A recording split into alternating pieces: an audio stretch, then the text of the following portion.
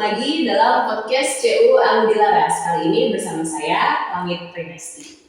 Nah, teman-teman pasti sudah tahu kan kalau di CU Anggi Laras kita secara rutin pasti membuat berbagai macam pelatihan dan juga program-program yang gimana caranya kita bisa menggali dan juga meningkatkan kompetensi kita masing-masing. Dan podcast pada hari ini juga yang dipersembahkan oleh Komite Youth pasti ini juga membangun kompetensi teman-teman, terutama yang punya jiwa-jiwa wirausaha atau mungkin yang sudah mulai kepikiran, aduh aku pengen bikin produk, atau malah sudah punya produk atau service tapi masih ingin meningkatkannya ke level yang lebih tinggi. Nah, hari ini kita akan belajar bersama-sama soal visual branding. Nah, nanti kita akan bicara sebetulnya visual branding itu apa sih, terus brandingnya sendiri itu apa sih, bedanya apa? Branding, visual branding ini dua benda yang sama atau berbeda?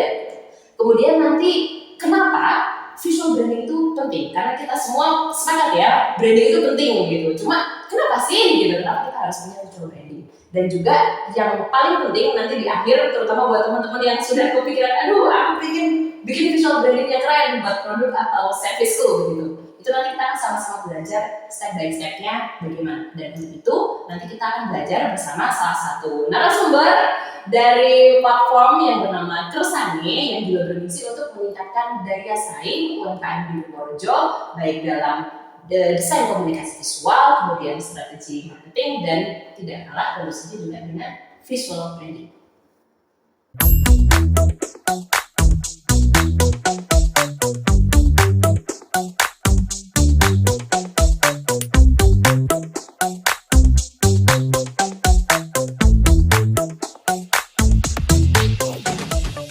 Dan untuk itu hari ini kita sudah kedatangan teman saya, rekan my partner in crime gitu, yang saya sudah kenal lama dan sangat expert di bidang perbrandingan. Orang asli Purworejo juga, cuma sudah berkarya di luar kota.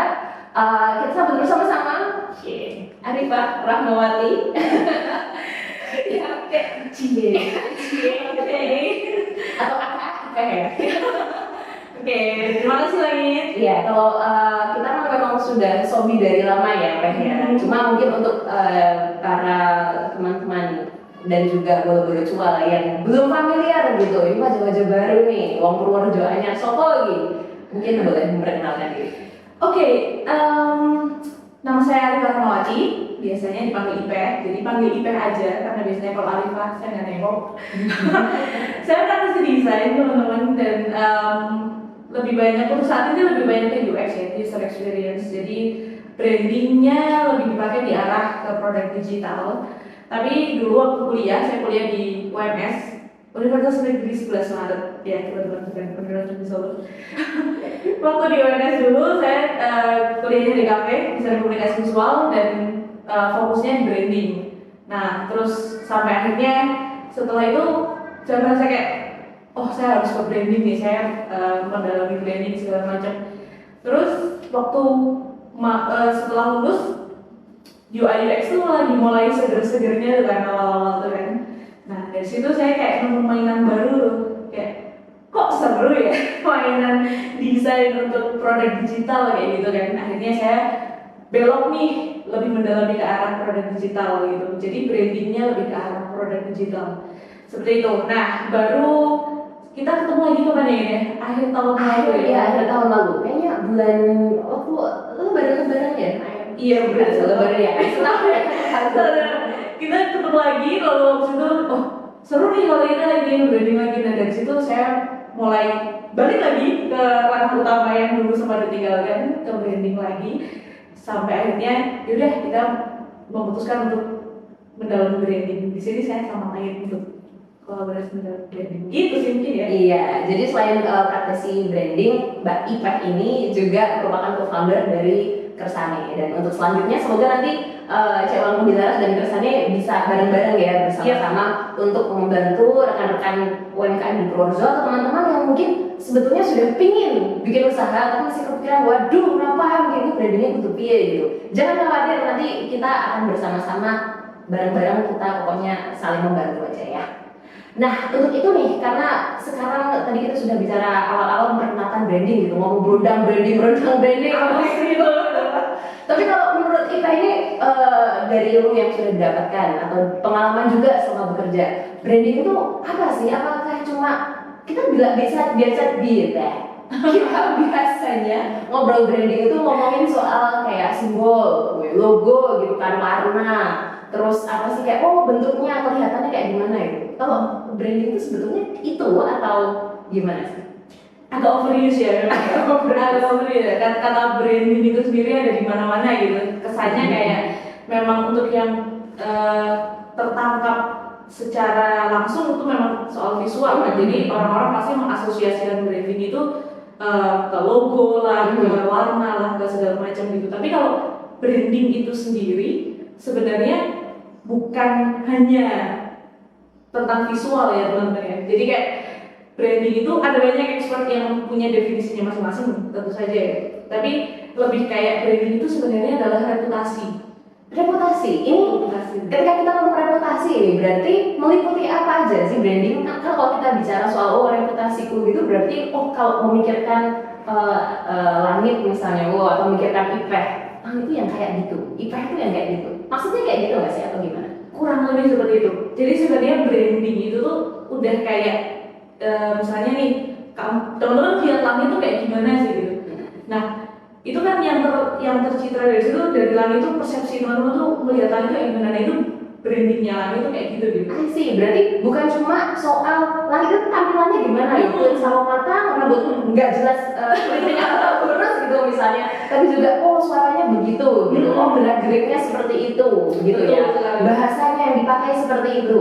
Oke, berarti produk ternyata juga sama ya, sama atau service berarti ya? Iya, karena branding sebenarnya tidak yang terbatas pada hanya produk yang tangible ya, produk yang kelihatan bisa diraba ya.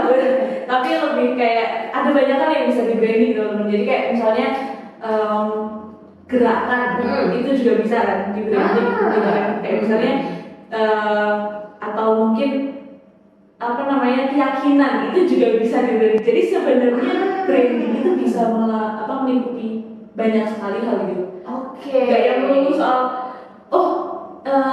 ini air mineral ini ada brandnya apa gitu, nggak yang melulu soal produk yang kelihatan gitu. Oke, jadi mungkin malah apa yang disebutkan seperti di slogan misalnya air mineral ini ada manis-manisnya misalnya gitu, itu sebetulnya jadinya lebih ke perwujudan dari identitas atau reputasi yang ingin dibangun oleh brand itu. Oke, I see. Jadi katakanlah misalnya nih saya punya produk misalnya atau teman-teman di sini semua punya produk.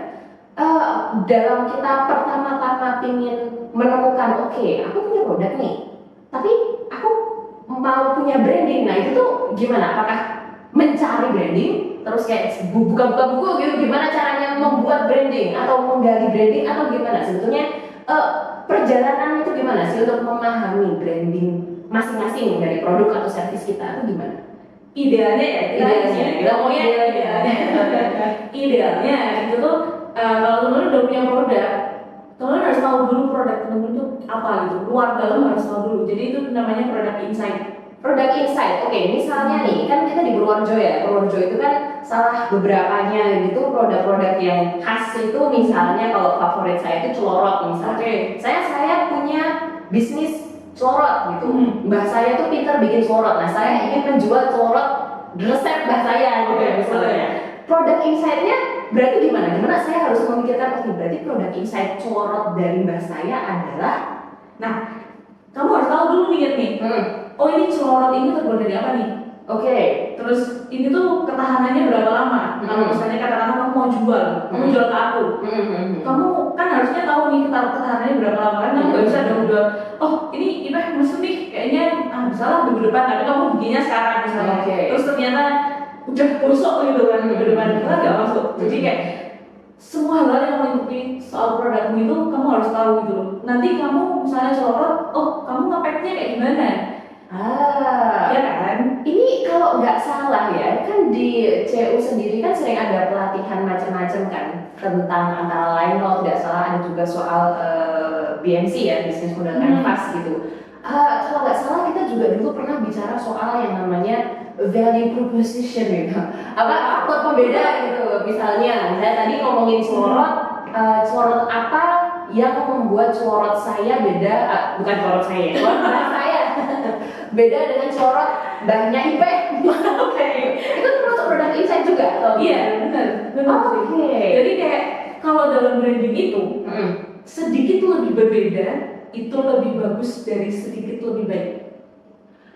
Oke, misalnya nih dengan contoh celorot mbah saya, sedikit berbeda lebih baik daripada sedikit lebih baik. Kalau sedikit lebih baik, misalnya gimana? Sedikit lebih beda, misalnya gimana? Ini saya mengutip dari Panji Pragiwaksono ya. Oke. Disclaimer ya. Iya, disclaimer dulu. Jadi kayak dia bilang, tapi dia nggak spesifik bilang dalam branding sih sebenarnya. Oke. Tapi bisa diaplikasikan untuk branding. Jadi kalau sedikit lebih berbeda itu lebih baik daripada sedikit lebih baik. Kenapa? Kenapanya dulu. Kenapa? Jadi kalau misalnya kita mau balapan nih soal baik-baikan produk sama kompetitor, itu nggak ada habisnya teman. Jadi akan ada efeknya ya kalau kamu punya modal yang gede untuk terus-terusan perang sama kompetitor itu ya mungkin bisa ya improve terus gitu ya, improve. Jadi kayak perang dingin gitu ya. Jadi kayak jalan itu tuh capek gitu. Oke. Padahal sebenarnya konsumen itu akan notice sama produk kita kalau kita tuh sedikit lebih berbeda aja dari yang lain. Misalnya tadi celorot ya. Misalnya soal celorot, apa yang membuat celorot kamu itu berbeda sama celorot yang lain? Misalnya kalau celorot pada umumnya bungkusnya pakai daun kelapa ya kan. Tapi kalau celorot mbah saya bungkusnya pakai daun lontar gitu. boleh bisa kayak gitu ya. Oke. Jadi kayak misalnya kita sama-sama punya celorot nih kan, dan katakanlah di pasar tuh kan celorot banyak banget. Nah, gimana caranya orang yang mau beli celorot itu tuh bisa kayak notice, oh ini celorotnya Langit loh. Mbahnya Langit. Oke. Ini celorotnya Mbahnya Langit. Itu penting banget. Makanya kita bilang identitas brand itu kan penting kan. Karena itu membedakan. Kalau sial-sialnya setidaknya misalnya produk kita itu sama aja sama yang lain, itu kita bisa cari diferensiasinya atau pembedanya itu lewat identitasnya, lewat cara marketingnya, lewat cara mengkomunikasikannya gitu. Oke, jadi sebetulnya ini kalau kita ngomong branding secara umum gitu ya, mau itu branding untuk produk, mau branding untuk diri sendiri, mau apapun itu, pertama kita harus mengenal dulu begitu ya. Produk ini apa, kira-kira yang suka siapa, kira-kira yang bikin beda dengan yang lain apa, sama diri sendiri juga sama gitu ya. Jadi kita sering tidak pernah ikut. Perfection. Gitu sih. Oke, I see. Semakin dalam kamu tahu produkmu semakin bagus. Oke, dan nanti berarti dari apa yang sudah kita pahami tentang diri kita sendiri atau produk dan service kita sendiri, itulah yang akan menjadi referensi ya. Bagaimana kita akan mengejawantahkannya keluar gitu lewat marketing, lewat komunikasinya akan lebih jelas kan. Kalau kamu mau ngomong apa, otomatis kan itu akan lebih jelas daripada kalau kita ngobrol, aku nggak tahu nih aku ngomong apa itu kayak ngalor gitu. Kamu nangkepnya juga nggak enak kan kalau ngomongnya nggak jelas betul. Oke, sip. Berarti kita sudah ada bayangan teman-teman ya tentang branding itu kurang lebih apa gitu dan cuma karena memang hari ini kita akan mengkhususkan gitu kan untuk visual branding begitu. Kalau personal branding mungkin nanti teman-teman bisa request, siapa tahu CU nanti membikinkan podcast lagi ya kan. Langsung komen aja. Boleh request di komen. Tapi untuk kali ini kita akan bicara soal visual branding. Nah, sekarang tadi kita sudah bicara branding itu apa.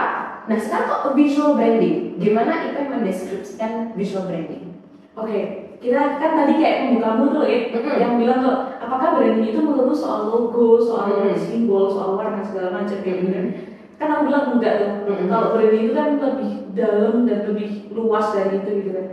Nah, visual branding itu yang kamu sebut tadi soal logo dan segala macam pencitraan dari luarnya itu adalah visual branding kayak gitu. Oke, jadi karena namanya visual gitu kan ya, apa yang dilihat oleh mata kita, apapun itu berarti itu. Berarti kalau gitu, misalnya ditanya, berarti aspek-aspek apa yang bisa kita kategorikan atau kita masukkan dalam visual branding? Misalnya kita tadi punya produk celorot Mbahnya Langit, gitu. Visual brandingnya kira-kira apa aja gitu misalnya? Yang paling utama jelas logo ya. Logo, oke logo. Harus ada punya pembedanya itu. Logonya tuh kayak gimana gitu. Oke. Itu bagus kalau punya logo. Kalau nggak punya logo ya agak susah ya. Oke. Logo itu oke. Terus habis itu nanti ke kemasannya misalnya. Ini tuh dalam produknya tuh ya. Kalau misalnya produknya kita ngomongnya produknya fisik, berarti kan ada kemasannya, ada pengemasannya, ada kayak misalnya iklan tuh ada brosurnya segala macam kayak gitu kan. Tapi kalau produknya itu nggak fisik, misalnya Mbahnya Langit itu juga dulu itu papa hujan misalnya. Ya ini kan tidak kelihatan ya. boleh. Teman-teman disclaimer ini hanya visual ya, bukan kenyataan. Misalnya itu kan produknya tidak bisa diraba, tidak bisa diterawang, tidak bisa dilihat begitu. Itu terus kamu juga harus punya logo juga gitu. Sebaiknya begitu. Untuk visual ya. Ini karena kita ngomongin visual branding ya. Yes. Itu sebaiknya teman-teman punya logo karena ini kaitannya kan untuk mengkomunikasikan produk ini ke orang lain ya. Kalau misalnya cuma mau buat diri sendiri ya. Mungkin kontemplasi gitu ya, diam diri ya nggak usah apa-apa. Tapi kalau misalnya kita mau mengkomunikasikan ke orang gitu, sebaiknya punya logo. Sebaiknya ya, atau identitas minimalnya itu kayak misalnya warnanya kayak gimana. Misalnya pawang hujan nih ya, pawang hujan misalnya. Terus katakanlah aku mau menyewa pawang hujan gitu kan. Terus aku bilang sama kamu bakal lebih lebih kena sama marketmu kalau misalnya kamu misalnya punya kartu nama gitu. Kartu nama itu kan warnanya kayak gimana? Yes ya, nggak cuma pokoknya ngeprint A4 gitu ada.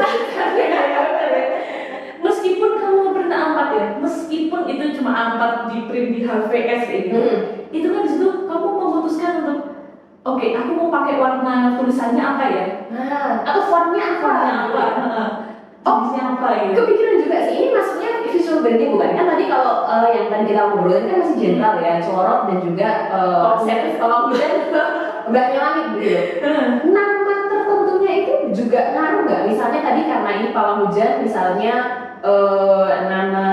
kita jadinya memberikan nama usahanya nanti bukan pawang hujan Mbahnya Langit begitu kan panjang juga gitu. Tapi misalnya no rain service, misalnya kayak gitu misalnya itu ngaruh nggak sih? Ngaruh banget. Jadi sebenarnya semua aspeknya itu ngaruh ya. Oke. Mau misalnya katakanlah bodoh-bodohannya ya kan kita aku nggak mau punya logo, aku mau kayak biasa aja nih, aku humble, aku nggak mau punya logo.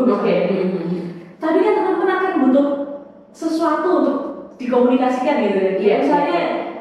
Misalnya mau tanda tangan kontrak gitu, misalnya kontrak pawang hujan gimana ya, untuk berapa kali servis gitu ya, untuk kwitansi lah apa segala macam itu kan bakal butuh visual sebenarnya. Jadi kayak sebenarnya kalau visual branding itu menyangkuti semuanya yang visual yang terlihat segala yang terlihat begitu ya. Jadi kalau kita misalnya bicara soal produk, misalnya tadi tidak kelihatan produknya, tidak intangible gitu yang intangible saja ya, bukan tidak tangible, intangible. Berarti itu menyangkut misalnya nanti bagaimana kita mengkomunikasikannya atau advertisingnya yang mengiklankannya juga, mempromosikan misalnya berarti nanti bisa buka blog mungkin atau nanti di media sosialnya begitu logonya seperti apa begitu ya. Terus kalau kita ngomongin soal produk yang tangible yang bisa disentuh, diraba, diterawang begitu, itu berarti juga mencakup kemasan juga begitu ya. Ini kalau kita ngomong kemasan nih sekarang, misalnya tadi kita bicara soal corotnya Mbahnya Langit begitu, kita ngomong kemasannya begitu. Kalau kita ngomong soal visual branding yang ideal, ini kan kita contoh ya, itu berarti mencakup apa saja untuk kemasan si corot ini tadi? Nah ini seru nih.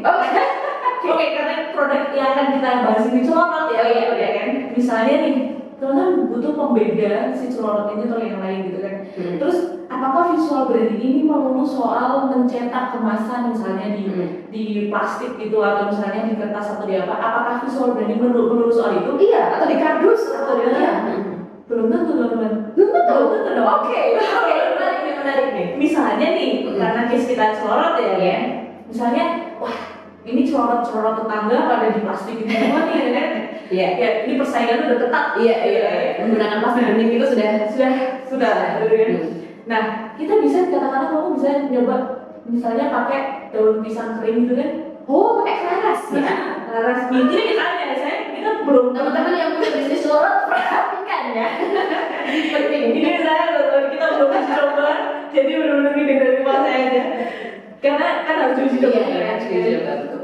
Nah misalnya pakai itu daun laras, Daun laras, ya.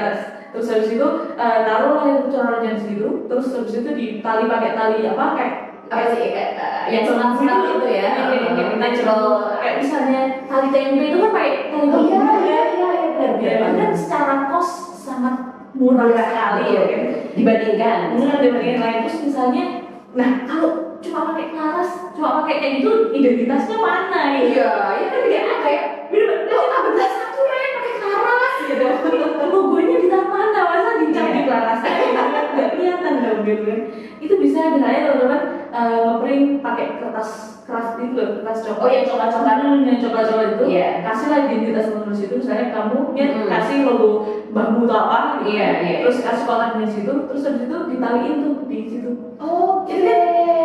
Cantik dan tidak terpikirkan apa lain. Iya, Jadi itu kayak beda sama tetangga-tetangga yang Pakai plastik bening misalnya ya. I see. Tapi gini, itu harus diuji coba dulu.